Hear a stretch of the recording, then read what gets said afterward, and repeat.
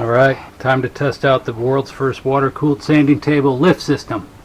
So this aluminum block has to come up every time you change the paper, and before I had to change these 4 bolts every single time, and I had to adjust it, each bolt one at a time, which is a huge pain in the ass and basically impossible to get level. So I came up with a system to essentially raise all 4 bolts at the same time, and hopefully it will then be level. I'll show you how it works real quick.